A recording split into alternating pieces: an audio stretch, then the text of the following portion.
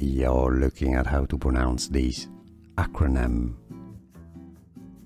pronounced as GAC or GAC or Global Assembly Cache. Stay tuned until the end of the video to learn more pronunciations.